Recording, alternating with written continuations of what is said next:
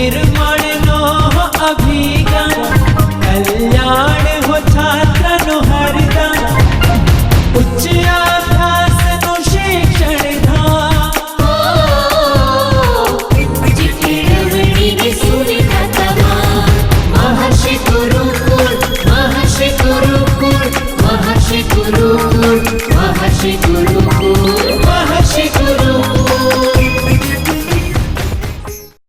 નમસ્કાર, આપણે રિસ્ટ્રિક્શન ઉત્સેચકો વિશે ચર્ચા કરી રહ્યા હતા, જેની અંદર આપણે હિન્દ 2 જેવું ઉદાહરણ સમજ્યા. ઉત્સેચકોનું નામકરણ કઈ રીતે કરવામાં આવે એના વિશેની માહિતી લીધી. ત્યાર પછી હવે જે ટોપિક શરૂ થવાનો છે એ મહત્વનો એક પ્રશ્ન છે. એનું પ્રશ્ન સ્વરૂપ આ રીતે પૂછાઈ શકે: રિસ્ટ્રિક્શન ઉત્સેચકોના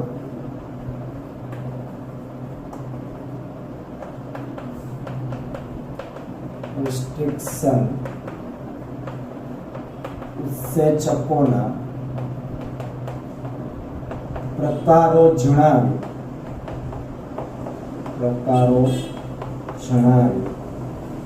રિસ્ટ્રિક્શન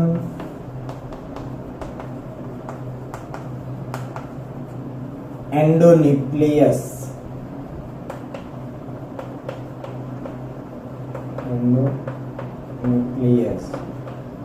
ની કાર્ય પદ્ધતિ સમજાવો, અથવા તો ખાલી રિસ્ટ્રિક્શન એન્ડોન્યુક્લિયસની કાર્ય પદ્ધતિ સમજાવો, આ રીતે પણ આ પ્રશ્ન આવી શકે. તો ચર્ચા કરીએ એના વિશેની. તો જે રિસ્ટ્રિક્શન ઉત્સેચકો જેટલા છે, જે અગાઉ આપણે માહિતી લીધી કે 230 થી વધુ જાતમાંથી, બેક્ટેરિયાની જાતમાંથી 900 થી પણ વધારે રિસ્ટ્રિક્શન ઉત્સેચકો છે અલગ કરવામાં આવેલા છે. તો આ જેટલા રિસ્ટ્રિક્શન ઉત્સેચકો છે એ બધાનો સમાવેશ ઉત્સેચકનો એક વર્ગ છે જેનું નામ છે ન્યુક્લિએજીસ.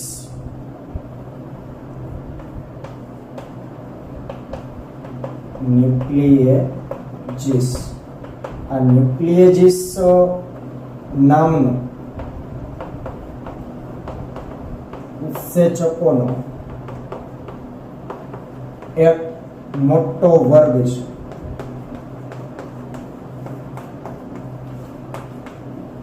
જેની અંદર તમામ રિસ્ટ્રિક્શન ઉત્સેચકોનો સમાવેશ કરવામાં આવે છે. આ ઉત્સેચકના વર્ગનું નામ છે ન્યુક્લિએજીસ. અલગ અલગ ઉત્સેચકોના વર્ગ હોય એવી રીતના એમાંનો એક આ વર્ગ છે ન્યુક્લિએજીસ, જેની અંદર બધા જ રિસ્ટ્રિક્શન ઉત્સેચકોનો છે સમાવેશ કરવામાં આવતો હોય છે. હવે આ જે ન્યુક્લિએજીસ ઉત્સેચકો છે એ બે પ્રકારના છે. તે બે પ્રકારના છે.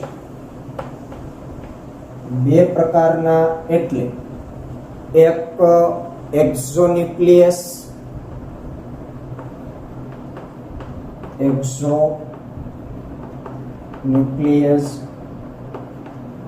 અને બીજા છે એન્ડોન્યુક્લિયસ.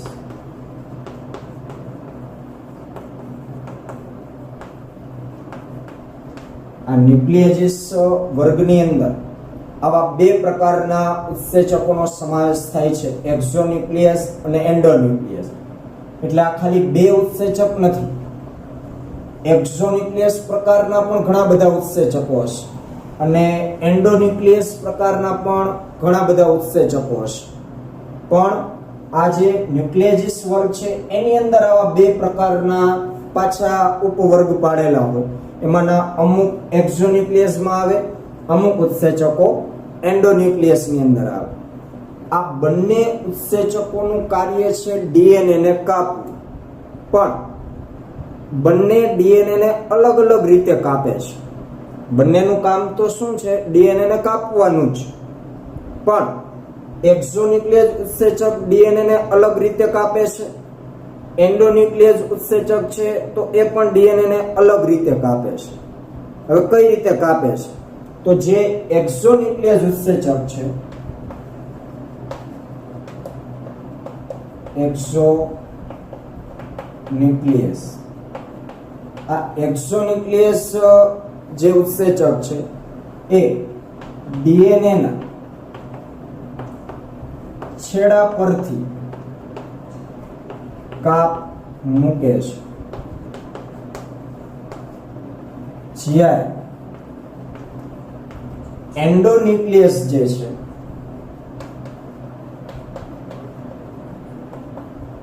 એન્ડોન્યુક્લિયસ એ ડીએનએ ની અંદર એન્ડોન્યુક્લિયસ ડીએનએ ની અંદર ચોક્કસ સ્થાનેથી કાપ મૂકે છે. કાપ મૂકે છે મતલબ ન્યુક્લિયોટાઇડને દૂર કરો, બરોબર. કારણ અગાઉ આપણે સમજી જ લીધું છે કે ડીએનએ દ્વિશૃંખલીય હોય, કુંતલાકાર. એક શૃંખલામાં એ હોય તો એની સામેની બીજી શૃંખલામાં એની સામે ટી ની જોડ હોય. એક શૃંખલામાં સી હોય તો એની સામેની શૃંખલામાં સી ની સામે જી હોય. આ 4 ન્યુક્લિયોટાઇડ છે, ATCG, એડિનાઇન, થાઇમિન, સાઇટોસિન અને ગ્વાનિન. આપણે આ જાણીએ છીએ. અને એ સામે હંમેશા ટી હોય, સી સામે હંમેશા જી ની પેર હોય, ATCG. એ અને ટી વચ્ચે ડબલ હાઇડ્રોજન બંધ હશે, જ્યારે સી અને જી વચ્ચે ટ્રિપલ હાઇડ્રોજન બંધ હશે. તો હવે આ જે ન્યુક્લિયોટાઇડ ગોઠવાયેલા છે આખા ડીએનએ ઉપર, એમાં જે એક્ઝોન્યુક્લિયસ ઉત્સેચકને આપણે કોઈ ડીએનએ ને કાપવા માટે પ્રક્રિયા કરાવી, કોઈ ડીએનએ છે એના ઉપર એક્ઝોન્યુક્લિયસ ઉત્સેચક આપણે નાખશું તો એ શું કરશે? જે છેડાના ભાગ હોય ડીએનએ ના, જે અંતિમ છેડાઓ, એ છેડાના ભાગેથી ન્યુક્લિયોટાઇડને એ કાપી નાખે. જ્યારે એન્ડોન્યુક્લિયસ જે ઉત્સેચક છે એને આપણે કોઈ ડીએનએ ઉપર નાખશું તો એન્ડોન્યુક્લિયસ ઉત્સેચક છે ડીએનએ ની અંદર કોઈ મધ્યમ વચ્ચેના સ્થાનેથી છે એ ન્યુક્લિયોટાઇડને દૂર કરે છે. હવે અહીં એક્ઝોન્યુક્લિયસ ડીએનએ ના છેડા ઉપરથી કાપ મૂકે છે, એના કારણે બુઠ્ઠા છેડાઓનું નિર્માણ થાય છે. આ વાત કદાચ ટેક્સ્ટ બુકમાં નથી, પણ આપણે શોર્ટકટમાં લખીએ તો એક્ઝોન્યુક્લિયસ જે છે તેના કારણે ડીએનએ માં બુઠ્ઠા છેડાઓનું નિર્માણ થાય. કારણ કે છેડાના ભાગેથી કાપી નાખે એટલે છેડો બુઠ્ઠો થઈ જાય. જ્યારે એન્ડોન્યુક્લિયસ જે ઉત્સેચક છે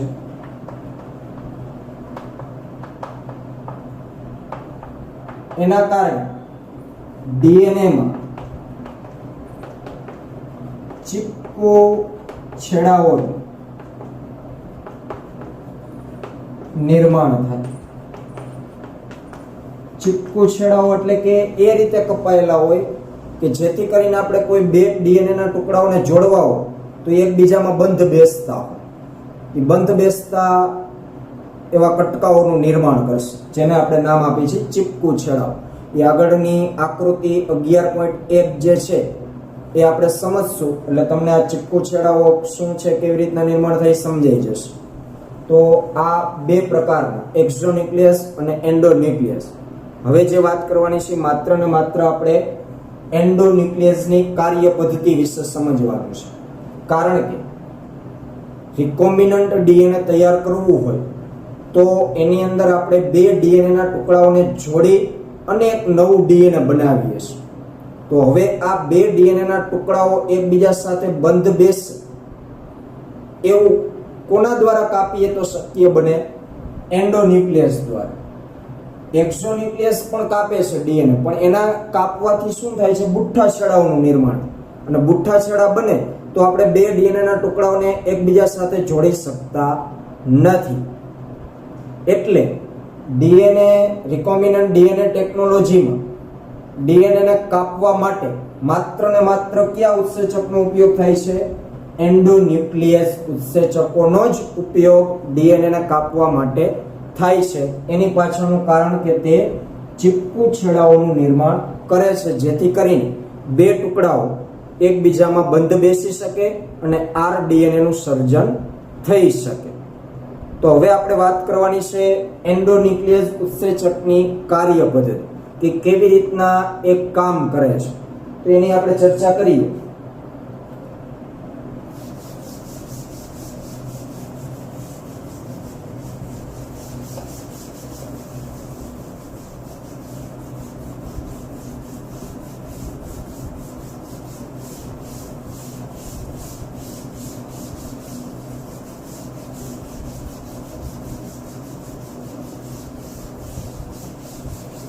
એ આકૃતિ પણ આપણે ડ્રો કરવાની છે પ્રશ્નમાં અને સમજવાની પણ થશે કે આપણે એન્ડોન્યુક્લિયસ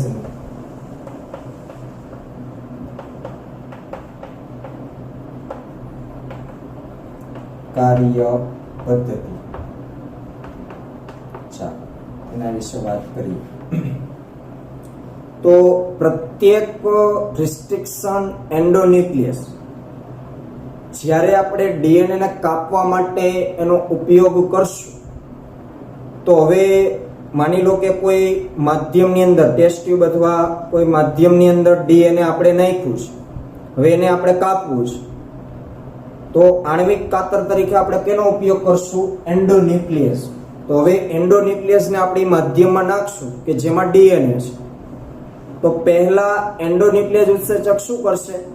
આખા ડીએનએ ની પ્રદક્ષિણા કરશે, આખા ડીએનએ માં ફરી લેશે. હવે શું કામ ફરે છે? તો પહેલા તો એ ડીએનએ ની આખી લંબાઈનું એ નિરીક્ષણ કરશે. એટલે એન્ડોન્યુક્લિયસ ડીએનએ ની શૃંખલાની લંબાઈનું નિરીક્ષણ કર્યા પછી જ તે કાર્ય શરૂ કરે છે. તે ડીએનએ ની લંબાઈ નિરીક્ષણ કર્યા પછી જો કાર્ય કરે છે. શું કામ? તો પહેલા તો એ આખા ડીએનએ ની પ્રદક્ષિણા કરશે, કારણ કે એને કાપવા જાય છે તો પછી માફી માંગવી પડે ને, એટલે પહેલા પ્રદક્ષિણા કરી લે. એટલે નહીં, પ્રદક્ષિણા એટલા માટે કરે છે કે એ ગોતે છે ડીએનએ. શું ગોતે છે? એમનું ઓળખ સ્થાન. આપણે આગળ ચર્ચા કરી ને કે પ્રત્યેક રિસ્ટ્રિક્શન ઉત્સેચકોના ડીએનએ ની અંદર ઓળખ સ્થાન હોય છે. આપણે હિન્દ 2 માં 6 નાઇટ્રોજન બેઝ વાળી જે વાત કરેલી AAGCTT, એક જ શૃંખલા ઉપર લાઈનમાં આવા 6 અક્ષર દેખાય એટલે કોનું ઓળખ સ્થાન થયું કહેવાય? હિન્દ 2. એવી રીતના તો દરેક રિસ્ટ્રિક્શન એન્ડોન્યુક્લિયસ માટેના ઓળખ સ્થાન હોય જુદા જુદા. આકૃતિમાં આપણે એક ઉદાહરણ ઇકો R1 નું છે, એના ઓળખ સ્થાનથી આપણે એક આપણી સમજવાની જ છે. એટલે હું બોલું છું વ્યવસ્થિત સાંભળી અને સમજજો કે આખી લંબાઈનું નિરીક્ષણ કરે છે. એ નિરીક્ષણ એટલા માટે કરે છે કે ગોતે છે પોતાનું ઓળખ સ્થાન, કે મારે ક્યાંથી કાપ મૂકવાનો છે. તો એનું ઓળખ સ્થાન જ્યાં સુધી એને મળશે નહીં ત્યાં સુધી પ્રદક્ષિણા કરશે.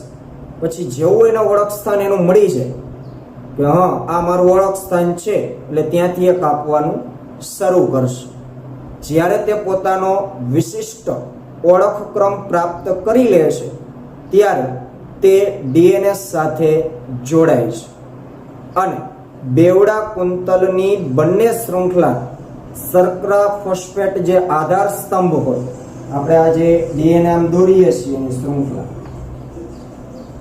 તો આ જે બોર્ડર આપણે દોરી છીએ, બોર્ડરમાં શું હોય? શર્કરા અને ફોસ્ફેટ એના આધાર સ્તંભ અને ન્યુક્લિયોટાઇડ આ રીતે આમ સામે જોડાયેલા હશે.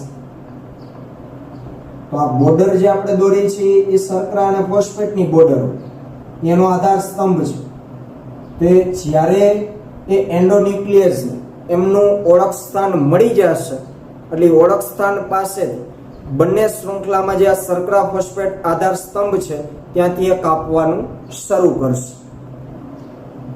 હવેની વાત છે ખાસ મહત્વની સમજવા જેવી છે કે પ્રત્યેક રિસ્ટ્રિક્શન એન્ડોન્યુક્લિયસ ડીએનએ વિશિષ્ટ પેલિન્ડ્રોમિક ન્યુક્લિયોટાઇડ શૃંખલાઓને ઓળખે છે. પ્રત્યેક રિસ્ટ્રિક્શન એન્ડોન્યુક્લિયસ, જોજો ખાસ સમજો, એન્ડોન્યુક્લિયસ ડીએનએ માં વિશિષ્ટ પેલિન્ડ્રોમિક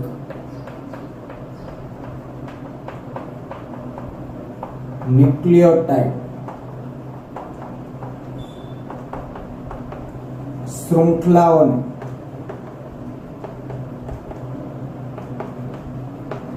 ઓળખે છે. આ એમના ઓળખ સ્થાનની જ આપણે વાત કરીએ છીએ, પણ અહીં શબ્દ વાપરો પેલિન્ડ્રોમિક.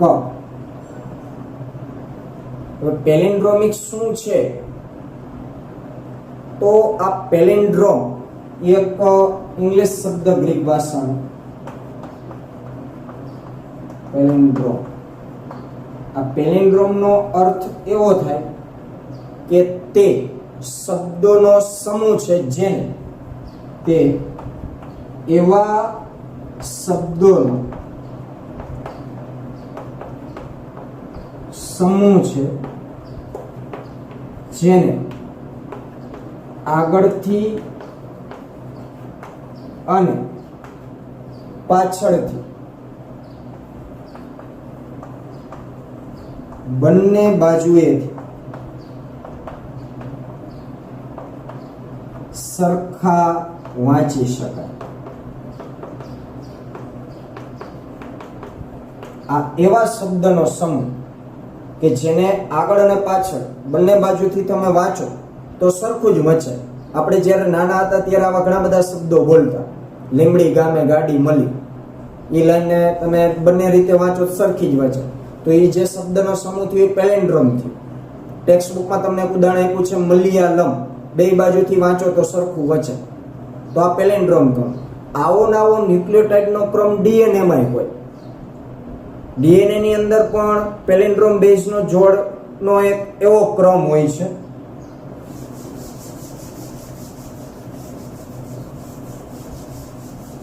જેમાં આવા શબ્દો છે મલયાલમ ને લીમડી ગામે ગાડી મળી, એવા તો ઘણા બધા તમને કદાચ મગજમાં હશે કે જેને આગળ અને પાછળ બંને બાજુથી વાંચો તો સરખા વાંચી શકાય.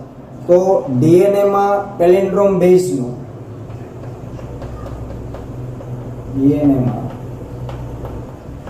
પેલિન્ડ્રોમ બેઝનો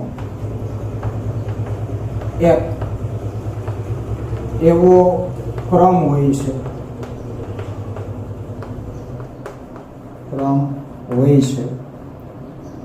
જે ડીએનએ ની એક બાજુએથી બીજી બાજુ તરફ આગળ અને પાછળથી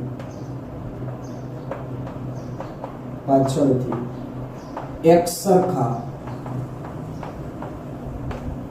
વાંચી શકાય.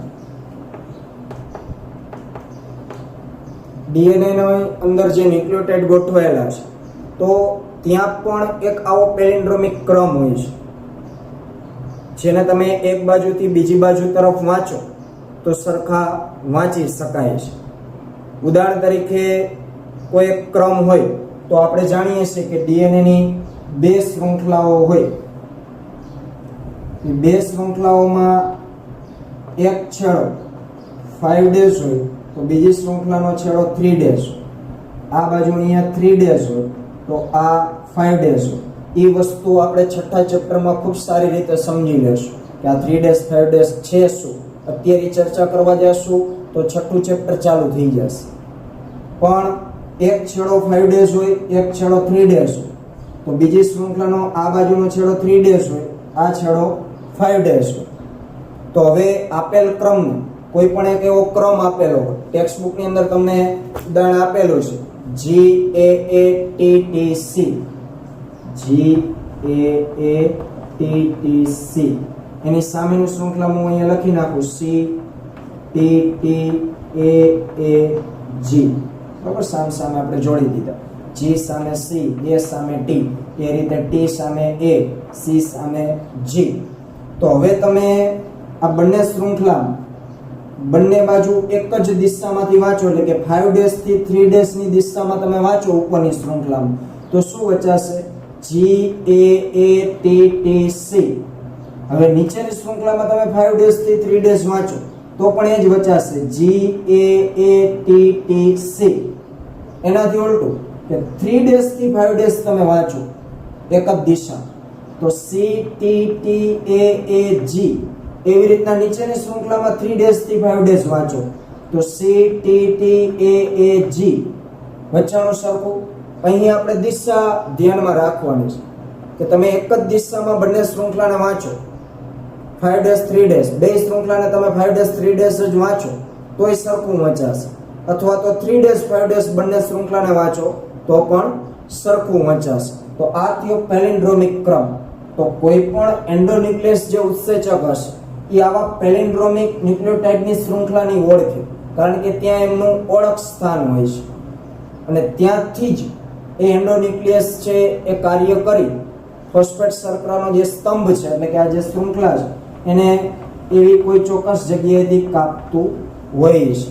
હવે આકૃતિ સાથે આપણે એ સમજવાની કોશિશ કરી. ચાલો, તો આપણે જે આકૃતિ 11.1 છે એમાં આપણને એક ઉદાહરણથી રિસ્ટ્રિક્શન એન્ડોન્યુક્લિયસ કઈ રીતે કાર્ય કરે છે એ સમજાવવાની કોશિશ કરેલી છે. તો અહીં આકૃતિમાં જે એન્ડોન્યુક્લિયસ ઉત્સેચક પસંદ કર્યો છે એ છે ઇકો R1. આ ઇકો R1 ની આપણને ઉદાહરણ સાથે કાર્ય પદ્ધતિ સમજાવી છે. તો આ જે ઇકો R1 એન્ડોન્યુક્લિયસ જે ઉત્સેચક છે, આ ઉત્સેચકનો જે ઓળખ ક્રમ છે એ ઓળખ ક્રમ છે GAATTC. આ જે 6 નાઇટ્રોજન બેઝ છે GAATTC, આ કોનો ઓળખ ક્રમ છે? Eco R1. જેમ હિન્દ 2 નો ઓળખ ક્રમ શું હતો? AAGCTT. એ રીતે અહીં ઇકો R1 નો ઓળખ ક્રમ છે GAATTC. તો એક શૃંખલા ઉપર જ્યાં સળંગ આ 6 નાઇટ્રોજન બેઝ હશે એ એમનો ઓળખ ક્રમ ગણાશે અને પેલિન્ડ્રોમિક ક્રમ પણ હોવો જોઈએ. હવે આ જે ઇકો R1 છે એ એટલે કે તે ફક્ત G અને A ની વચ્ચેથી DNA ને કાપે છે. શું કીધું? તે ફક્ત G અને A ની વચ્ચેથી DNA ને કાપે છે. તો આપણી પાસે અહીં 2 DNA છે. આ જે DNA છે એને આપણે વાહક DNA કહીશું અને આ જે છે એ વિદેશી DNA છે. આપણે 2 એવા DNA પસંદ કર્યા છે. આ બંને DNA ને જોડી અને આપણે એક rDNA પુનઃસંયોજિત DNA બનાવવું છે. તો હવે આ જે વાહક DNA છે અને આ જે વિદેશી DNA છે એ બંનેને આપણે ઇકો R1 વડે કાપીએ તો અહીં ઇકો R1 છે કામ કરે બંનેમાં. તો કીધું એ પ્રમાણે એનો ઓળખ ક્રમ કયો છે? GAATTC. તો અહીં આપણે લખેલું છે GAATTC. આ પેલિન્ડ્રોમિક ક્રમ વાહક DNA. એ જ રીતે વિદેશી DNA માં પણ GAATTC એ તેમાં પેલિન્ડ્રોમિક ક્રમ છે.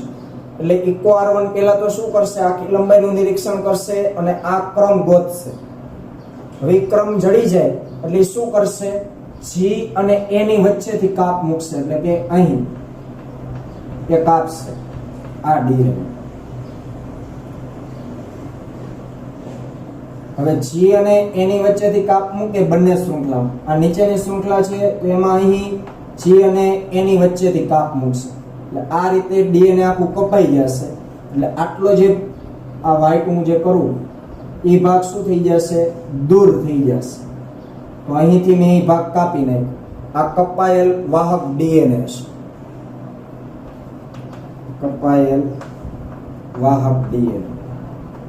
તેમાં તમે જોઈ શકો છો કે જી અને એ ની વચ્ચેથી કાપ મૂક્યો. આ શૃંખલામાં પણ જી અને એ ની વચ્ચેથી કાપ મૂક્યો એટલે આટલો ભાગ કપાઈ ગયો. એ અહીંયાથી દૂર થઈ ગયો. એવું ને એવું વિદેશી ડીએનએ માં બનશે. જી અને એ ની વચ્ચેથી કાપ મુકાશે. અહીં પણ જી અને એ ની વચ્ચેથી કાપ મુકાશે એટલે પરિણામે શું થશે? આ જે મેં વ્હાઈટ દોર્યું એટલો ભાગ એમાંથી કપાઈ જશે. કપાઈ ગયું એટલે આ થયું કપાયેલ વિદેશી ડીએનએ. હવે આ જે છેડાઓ નિર્માણ પામ્યા એને કહેવાય ચીપકુ છેડા. હવે આ જે છેડો છે એને આપણે અહીં જોડી શકશું. તો હવે બંનેને જોડીએ તો અહીં મેં જોડીને બતાવ્યું છે. જી અને સી એ તો એમનામ હતું. હવે અહીં આપણે આ પીળો ભાગ બેસાડીએ એટલે ટી ની સામે એ આવે, આ ટી ની સામે એ આવે, પછી એ ની સામે ટી, એ ની સામે ટી, અહીં જીસી તો એમના વચ્ચે. એટલે આ જે ડીએનએ તૈયાર થયું એને આપણે કહેશું પુનઃસંયોજિત ડીએનએ. તો આ રીતે કોઈ પણ એન્ડોન્યુક્લિયસ ઉત્સેચક છે એ કામ કરતું હોય છે. આ બંને તમે છેડાઓ જોવો તો એકબીજામાં બંધ બેસે એવા છેડાઓ છે. એકબીજામાં ફિક્સ બેસી જાય એ રીતે. કારણ કે આ ભાગ અહીંયાથી કપાઈ ગયો છે. હવે આ ભાગને આમ બેસાડશું એટલે આ એ આ ટી ની સામે આવશે, આ એ આ ટી ની સામે આવશે, આ ટી આ એ ની સામે આવશે, આ ટી આ એ ની સામે આવશે. એટલે એકબીજામાં જોડાઈ જશે એટલે આખું એક નવું બીજું ડીએનએ તૈયાર થઈ જશે જેને આપણે કહેશું આરડીએનએ, પુનઃસંયોજિત ડીએનએ. ક્લિયર આટલું? આ જે વસ્તુ આકૃતિમાં સમજ્યા એ આપણે થિયરી બેઝ પાછી આગળના લેક્ચરમાં છે એ ચર્ચા કરવાની થશે.